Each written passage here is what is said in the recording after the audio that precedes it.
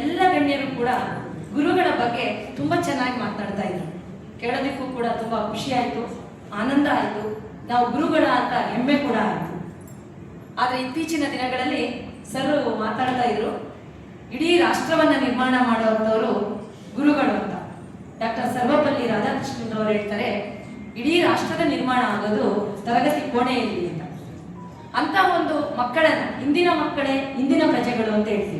ಅಂತಹ ಮಕ್ಕಳನ್ನ ನಿರ್ಮಾಣ ಮಾಡ್ತಕ್ಕಂಥ ಎಲ್ಲ ಶಿಕ್ಷಕ ಬಂಧುಗಳಿಗೆ ನಿಜಕ್ಕೂ ಸರ್, ನೀವು ವೇದಿಕೆ ಮೇಲಿದ್ದೀರಾ, ಎಲ್ಲ ಗಣ್ಯಮಾನರಲ್ಲಿ ವಿನಂತಿ, ನಮ್ಮೆಲ್ಲ ಸಂಘದ ಪರವಾಗಿ, ನಮ್ಮೆಲ್ಲ ಹಿರಿಯ ಕಿರಿಯ ಶಿಕ್ಷಕರ ಪರವಾಗಿ, ಶಿಕ್ಷಕರನ್ನ ಶಿಕ್ಷಕರಾಗಿ ಕಲಿಸೋದಕ್ಕೆ ಬಿಡ್ತಾ ಇಲ್ಲ ಈ ಒಂದು ಅದನ್ನ ನಿಮ್ಮ ಮುಂದೆ ನಾವು ಕೂಡ ಹಂಚ್ಕೊಳ್ತಾ ಇದ್ದೀವಿ. ಎಲ್ಲ ಶಿಕ್ಷಕರ ಪರವಾಗಿ ಶಿಕ್ಷಕರಿಗೆ ಪ್ರತಿಯೊಂದು ಕೆಲಸ ನಿಮಗೂ ಗೊತ್ತಿದೆ. ಈಗ SIR ಅಂತ ಕೂಡ ಪ್ರಾರಂಭ ಆಗಿದೆ. ಪ್ರತಿಯೊಂದು ಶಿಕ್ಷಕರನ್ನ ಮಕ್ಕಳಿಗೋಸ್ಕರ ಬಿಟ್ರೆ ನಮ್ಮ ಕೆಲಸವನ್ನ ನಾವು ಅಚ್ಚುಕಟ್ಟಾಗಿ ಖಂಡಿತ ಮಾಡ್ತೀವಿ.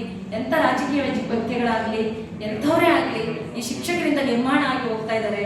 ಅಂತಹ ಮಕ್ಕಳಿಗೆ ನಾವು ಭವಿಷ್ಯವನ್ನ ಕಟ್ಕೊಡ್ಬೇಕು. ಈ ಸಮಾಜ ಹಾಳಾಗ್ತಿರೋದು ಅಥವಾ ಏನಾದ್ರೂ ಒಂದು ತೊಂದರೆಗೊಳಗಾಗ್ತಿರೋದು ಮಕ್ಕಳು, ಇಂದಿನ ಮಕ್ಕಳಿಂದ. ಆದ್ರೆ ಆ ಮಕ್ಕಳಿಗೆ ಕಲಿಸುವಂತ ಶಿಕ್ಷಕರಿಗೆ ಬಹಳ ತೊಂದರೆ ಆಗ್ತಿದೆ ಸರ್. ಅವರನ್ನ ಕಲಿಸೋದಕ್ಕೆ ಬಿಟ್ಟು ಬೇರೆ ಅನ್ಯ ಕಾರ್ಯಗಳಿಗೆ ತೊಡಗಿಸ್ಕೊಳ್ಳೋದನ್ನ ಕಡಿಮೆ ಮಾಡಬೇಕು ಅಂತ ನೀವು ಕೂಡ, ನಿಮ್ಮಲ್ಲಿ ನಾವು ಮನವಿ ಮಾಡ್ತೀವಿ.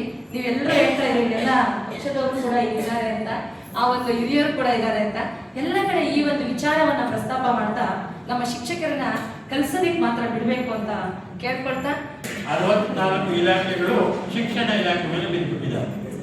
ಎಲ್ಲರ ಒತ್ತಡ ಶಿಕ್ಷಣ ಇಲಾಖೆ. ಸೆನ್ಸಸ್ ಮಾಡಬೇಕು, ಕೋಳಿ ಎಣಿಸ್ಬೇಕು, ಕುರಿ ಎಣಿಸ್ಬೇಕು, ಮತ್ತೆ ಜನಗಳನ್ನು ಎಣಿಸ್ಬೇಕು, ಆಮೇಲೆ ನಾಯಿಗಳನ್ನು ಯಾಕೆ ಎಣಿಸ್ಬೇಕು ಅಂದ್ರೆ ಬೀದಿಕಾಯಿಗಳು ಹೆಚ್ಚಾಗಿರೋದ್ರಿಂದ ಅದರ ಲೆಕ್ಕನ್ನು ಕೂಡ ನಾವೇ ಕೊಡಬೇಕಾಗಿರೋದ್ರಿಂದ ತುಂಬಾ ಒತ್ತಡದಲ್ಲಿದ್ದೀವಿ. ಈಗ ಬಂದಿರತಕ್ಕಂಥ ಈ SIR ಅಲ್ಲಿ ಎಲ್ಲರೂ ಕೂಡ ಒಂದು ಲಗೇಜ್ ಅನ್ನ 2000 ಫಾರ್ಮೆಟ್ ಅನ್ನ ಎತ್ಕೊಂಡು ಮನೆ ಮನೆಗೆ ಭೇಟಿ ಕೊಡಬೇಕು. ಆ ಫಾರ್ಮೆಟ್ ಎತ್ಕೊಂಡು ಹೋಗ್ಬೇಕು ಅಂದ್ರೆ ಕೆಲವರು ನಮ್ಮವರೇ ಇಲ್ಲಿ ಕೂತ್ಕೊಂಡು 4 ಮನೆ ಕೊಡ್ತಾ ಇದ್ದೀವಿ ಅಂತಂದ್ರೆ ಆ 4 ಮನೆಯವರೇ ಇಬ್ಬರು ಬಂದು ಯಾಕೆ ಕೂತಿದ್ದೀರಾ ಅಂತ ಹೇಳಿ ನಮ್ಮನ್ನ ಗದರಿಸ್ತಕ್ಕಂಥದ್ದು, ಗುರುಗಳಿಗಿರ್ತಕ್ಕಂಥ ಮರ್ಯಾದೆ ಇವತ್ತು ತುಂಬಾ ನಮ್ಮನ್ನ ಹೀನಾಮಯವಾಗಿ ನೋಡ್ಕೊಳ್ತಾ ಇದ್ದಾರೆ.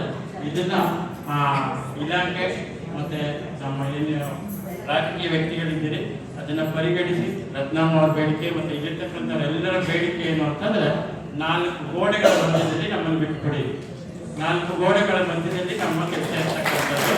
ಆ 4 ಗೋಡೆಗಳ ಮಧ್ಯೆ ಇರ್ತಕ್ಕಂಥ ವಿದ್ಯಾರ್ಥಿಗಳಿಗೆ ನಾವು ಮೀಸಲಾಗಿಟ್ಟರೆ ಸಮಾಜದಲ್ಲಿರ್ತಕ್ಕಂಥ ಅನ್ಯಾಯ ಅಕ್ರಮ ಏನಿದೆ ಅದನ್ನ ತಿದ್ದುಪಡಿ ಮಾಡಿ ನಮ್ಮದೇ ಆಗಿರ್ತಕ್ಕಂಥ ಒಂದು ದೊಡ್ಡ ರಾಮರಾಜ್ಯವನ್ನು ಸೃಷ್ಟಿ ಮಾಡೋದಕ್ಕೆ ನಮ್ಗೆ ಅವಕಾಶ ಇದೆ. ಅದನ್ನ ಬಿಟ್ಟು ಎಲ್ಲ ಕೆಲಸವನ್ನು ಮಾಡ್ತಾ ಇದ್ವಿ. ಇದೊಂದು ಹೊರೆಯನ್ನ ತಪ್ಪಿಸ್ಬೇಕು ಅಂತೇಳಿ ಎಲ್ಲರನ್ನು ಕೇಳ್ಕೊಳ್ತಾ